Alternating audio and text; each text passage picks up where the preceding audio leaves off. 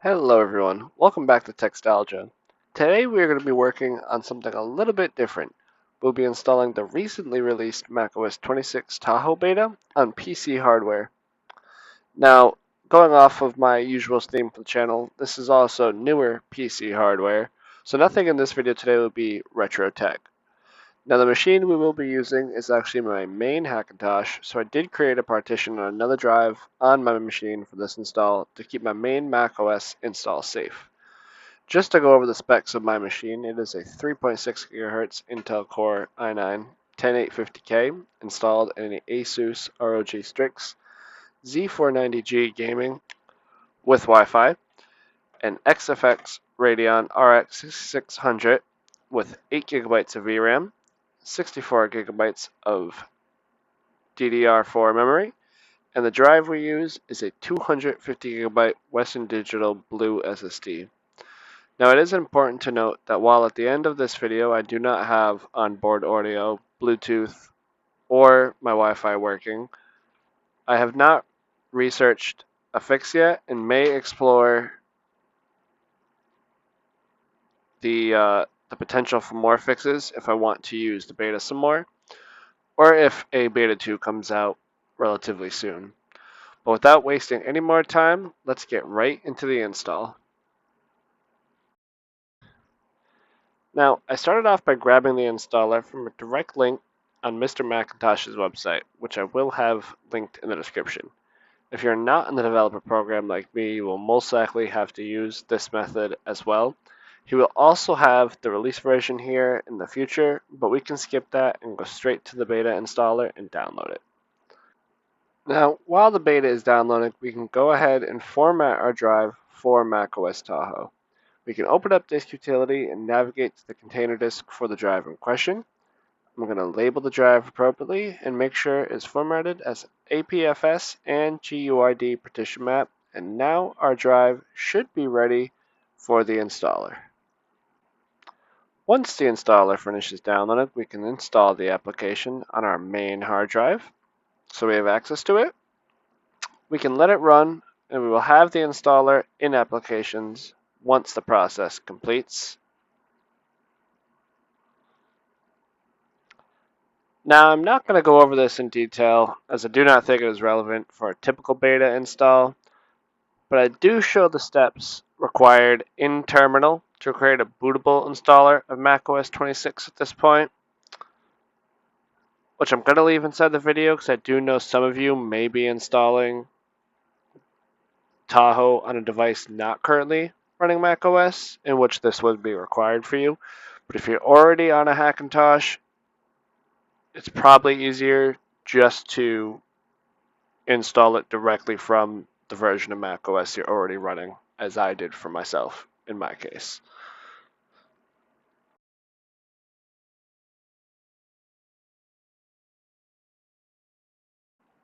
Now we can go ahead and open the installer and then simply install it on our pre-formatted drive.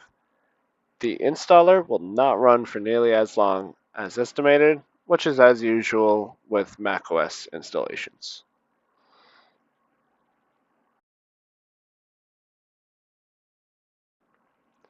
Once the installer finishes, we can restart just as it asks us to. Now, on my first attempt on this, I did try to use my current Sequoia EFI, but I quickly learned that it was not that simple, as it put the installer into a constant restart loop, which obviously was not ideal. I was not able to get the final portions of the install completed. So, in the next scene, I'll show you how I've decided to fix that. As it turns out, there is a current version of OpenCore with Tahoe support, so I downloaded it and installed it on an external flash drive for testing purposes. I then simply moved my KEX drivers and my config.p list from my current OpenCore install to my new OpenCore 1.05 USB and tried to boot it up. Now, the USB bootloader was obviously much slower than being natively installed on my SSD, But it got the job done because the installer boots, runs a little bit of installations that it needs to run, restarts a number of times, and then it eventually greets you with the welcome settings screen of macOS Tahoe. Now, going through our welcome settings, I'm going to set my country as the United States. I am going to leave this beta install as a fresh install.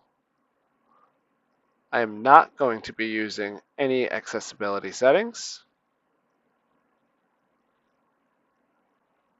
This is just a little bit of reading about Apple's privacy policies, which we can just press continue to get past. And now we get to set up my account. It does look like the old school user icons have died now, unfortunately, in place of this more modern Animoji, Memoji kind of thing. I'm going to make my account name Textalgia, and I will use my typical password for macOS accounts, and I will press continue.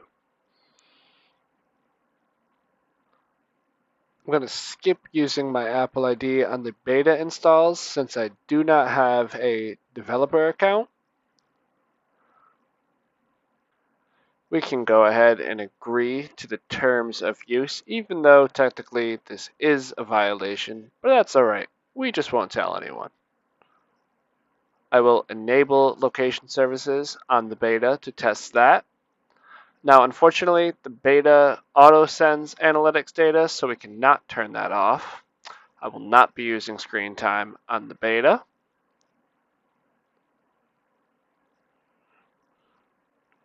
We will use Siri, and this is also the unfortunate point that I realized that I did not have onboard audio working.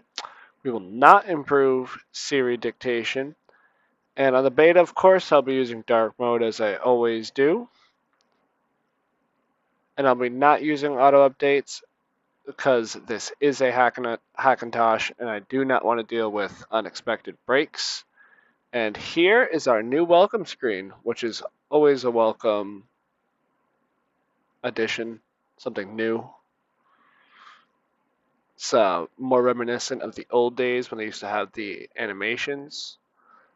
Not quite at the grandeur of that, but it's definitely a welcome change. It's a good step in the right direction for some more classic feel in macOS.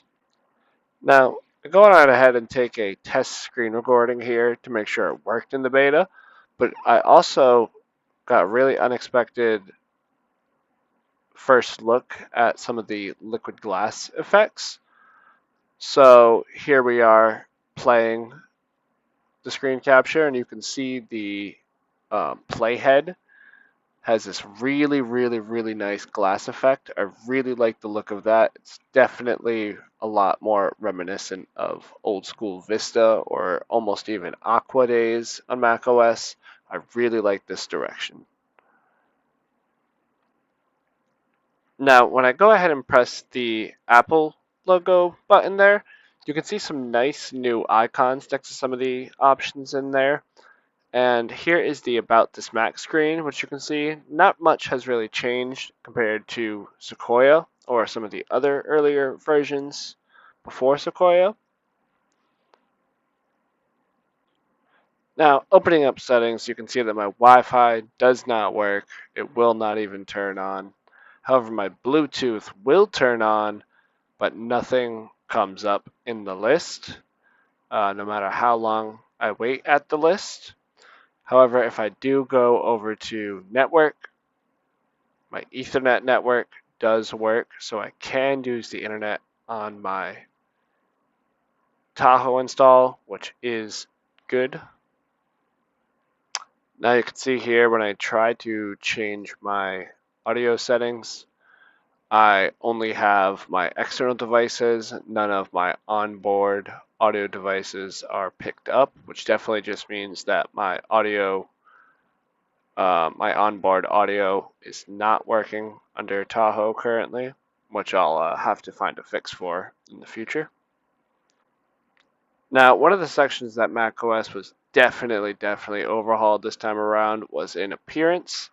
Now, the colors are kind of the same old macOS options here. Um, Not too much has changed. I'm gonna kind of just leave it default, I think. But here you can see that the icons have changed a lot. Now you have light, dark. There is this clear option here, which is really nice, really new. It really embraces liquid glass. Or there's this tinted option here, which is a lot more like a more liquid glassy version of the tinted icons on iOS from last year. And there's a lot of different options with it. It's actually really fun to play with. And you can be on dark mode and have dark icons, or vice versa. The tinted icons have all different kinds of color options. As you can see, you can make them more colorful or more clear. It's really fun to play with. I think some people are going to make some really interesting builds for the desktop on their Mac, and I think it's a really a, a change that we should all really embrace coming from Apple. And obviously, with the Liquid Glass redesign, that brings us over to Control Center, which, as you can see, has a lot of the liquid glass elements in there. There's a lot more options for the controls that you can add to it. The whole interface for it is redesigned. It's really interesting. I think it looks really nice. It already works really well, even in beta, even on unsupported hardware. I'm really excited, really excited for this new design language that we have coming from Apple. Now, here are some of the new wallpapers. Some of these might have been in Sequoia. Maybe I just haven't explored them enough. I just didn't know about them. But I am going to leave all of them inside of the video for you guys to see. There's a couple of them that are very like glassy, liquid glassy, very modern um, for this redesign. I definitely like them a lot. I do like this default one a lot, which is very Vista-y. But yeah, I will leave me cycling through them on screen for you guys to see.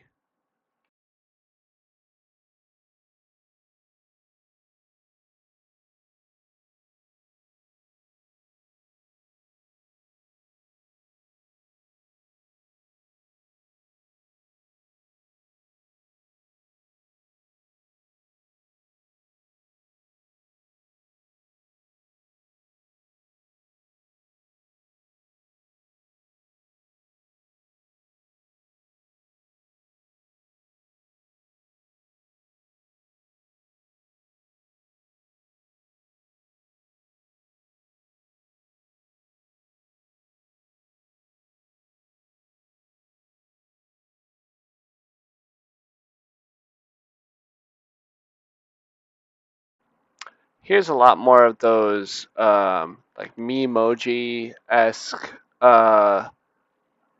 user icons that I was talking about earlier that I didn't really explore more. And it looks like you can kind of just select from all kinds of Memojis, which won't really work correctly on my Hackintosh, I think. Especially won't work because I don't have a webcam. There's all kinds of just normal emojis that you could use, different colors. You could just use your normal pictures as always. But the old school icons have died now, unfortunately. So this is what we got. Now, as I scroll around Finder here a little bit, you'll see some of the updated UI elements that comes with Liquid Glass, like the fading behind the top of the title bar of the application, leaving some buttons and whatnot translucent. It's honestly a really interesting effect.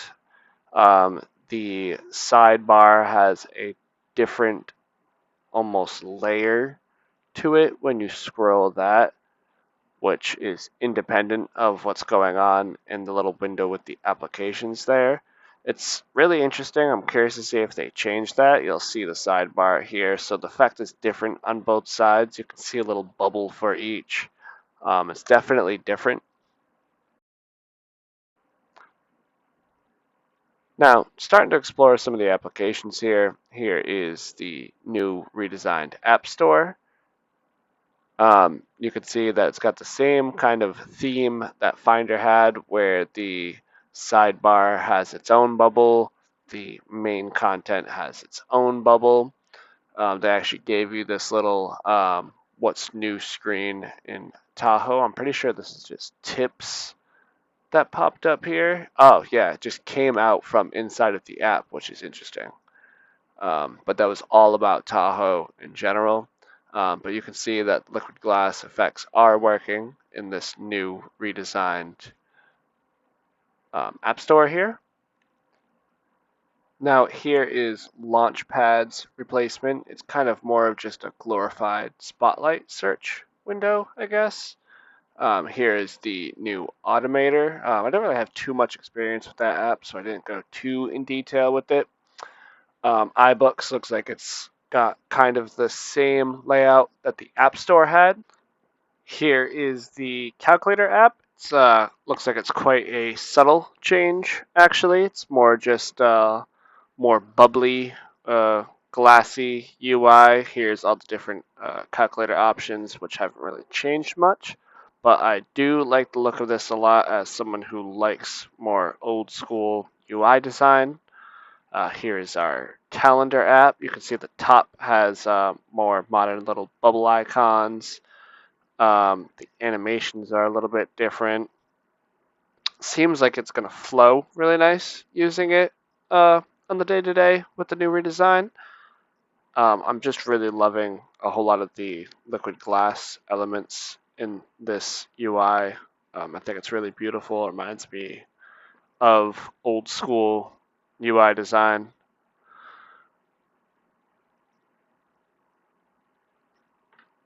Here is the chess app, which actually looks like it's still straight off of a Power Mac, which is honestly hilarious to me.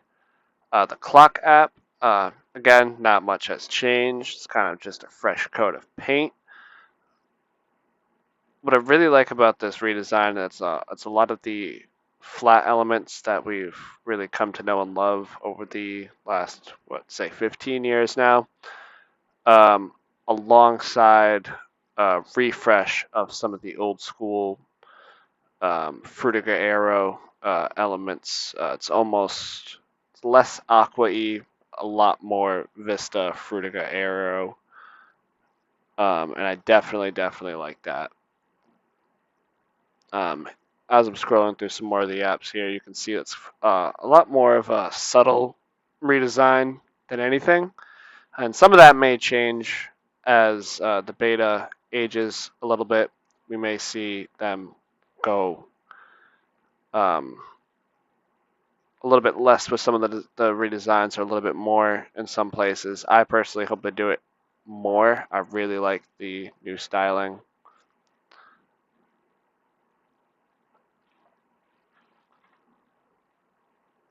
This is actually the new Games app that they announced. Looks like I can't use without Game Center, so I won't be able to show that off too much. Looks like Home needs iCloud.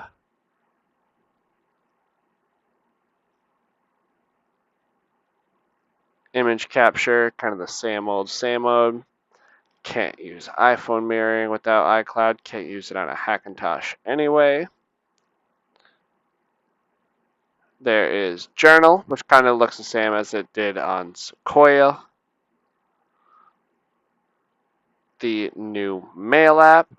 You can see some of the design elements in the back, but I'm not going to add an account at the moment. Maps. Doesn't look like it's actually capturing my location, so I might have broken location services at the moment.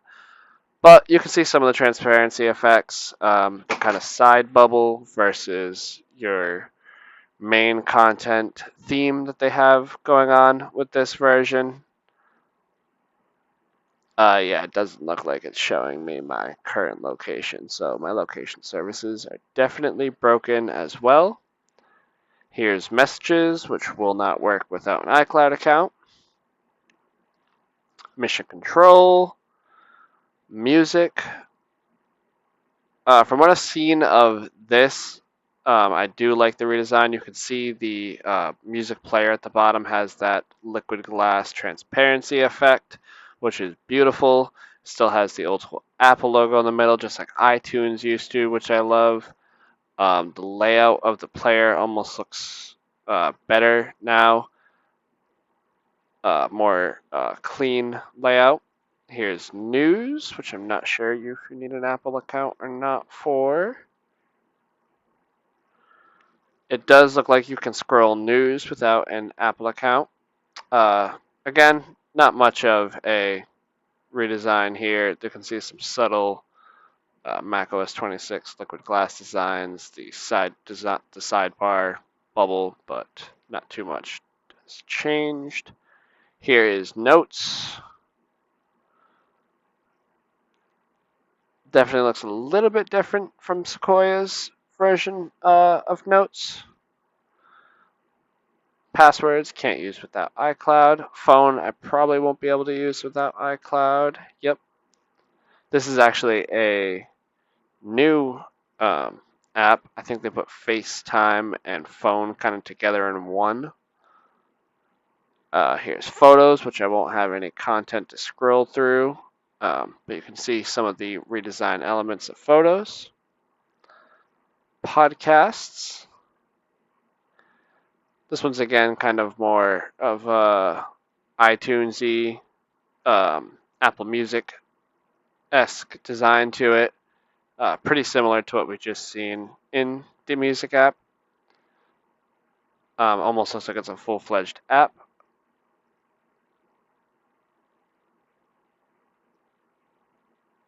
Can't actually see what that is currently. It didn't look like it even opened for me anyway.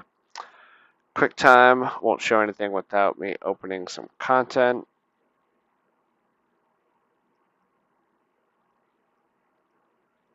Here is reminders. Again, doesn't look like much has changed here. Safari definitely had a big overhaul. I know I've seen that. You can do a lot of theming on Safari, which I won't really play with right now. I don't actually use Safari as my main browser. Maybe I will with the new redesign, and I'll just use Chrome for streaming on my Hackintosh, but I have been using Chrome for just about everything. I use it at work, I use it at home. It's kind of just been more convenient, but I do want to play around with this new Safari a lot more. But you can see that the content that you're browsing kind of blends into your bar on the top. You won't get that from Chrome for sure. That's going to be Apple's browser only. I really do like the effects though, so I might do a lot of my typical browsing in Safari starting now. Here is shortcuts, which doesn't look like much has changed here. I think they did say they added some new features. I haven't really played with it much yet though. Series kind of got a little bit of a new icon. I really can't tell. I'd have to look at the old icon to tell. Stickies again looks like it's straight out of a Power Mac. Not much redesign ever since just about Leopard, I can tell you. Here's the Stocks app. This is kind of still the same from the old one. Not much of a redesign going on here. Looks like you've got some news content inside of Stocks now. I don't use the app too much. Typically, we already looked at system prefs. Text edit, kind of the same old text edit. Not too much of a redesign going on here. I'd have to set up Time Machine for you guys to see it, which I don't think I'm going to do currently. I don't have a backup drive connected. The Tips app is definitely redesigned. It looks a lot more simple. There's a whole user guide, which looks interesting. I don't think that the Sequoia Tips app had this, so it looks like Tips has been evolving more ever since it came out a couple versions ago. It's getting more and more sophisticated. It looks like it's even showing you some stuff about the outside of your Mac. Of course, I don't have a real Mac, so I don't know. At least not one that would be pictured on any of those pictures. It looked like they were all silicone Macs. But yeah, that's Tips. Now, one thing the Tips app actually did teach me while scrolling through it was I guess all macOS betas come with this feedback assistant application that I actually didn't know about. You can actually see me using Spotlight here too with some of the little redesigns going on.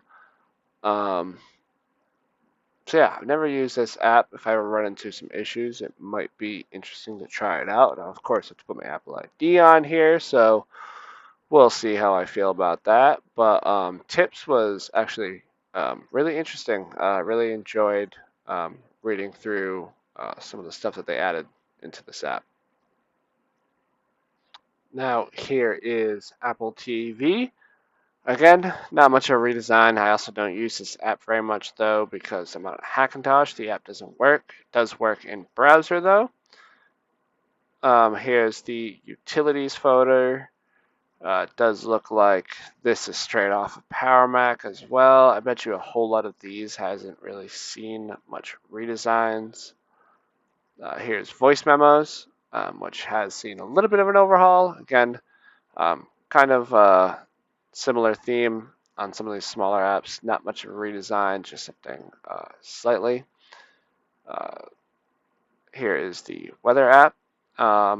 Again, my location services isn't working, so I'm just going to add my current location right now so we can get some weather information flowing on here. There we go. You can see some animations on here. It's a little bit different from the Sequoia look. Again, only a slight redesign. I'm not sure if Sequoia had these animations, but I am liking them right now, so I'll definitely have to check on that. But that would be the last app that I have to showcase. Well, anyways, guys, that was my installing and showcase of the new macOS Tahoe beta. Now, if I ever feel like playing with this some more, I may try to fix some of the issues that I had with my install. Or if beta 2 comes out within the next coming weeks, I may try to fix some of those issues on my install of beta 2. Since I now have the key to get into the operating system, I can use the beta 2 as a opportunity to fix and fine tune the beta, especially as we're getting more into a complete state. Maybe I'll even be able to do a challenge where I edit a whole video on the beta install. But there's a lot of fun, different little things that we can do. Let me know what you want to see. Be sure to subscribe so you can see some more coverage on this beta and all of my usual retro tech goodies. But anyways, have a good one, guys. Thank you all for watching, and I'll catch you in the next episode. Please be sure to subscribe so you don't miss it.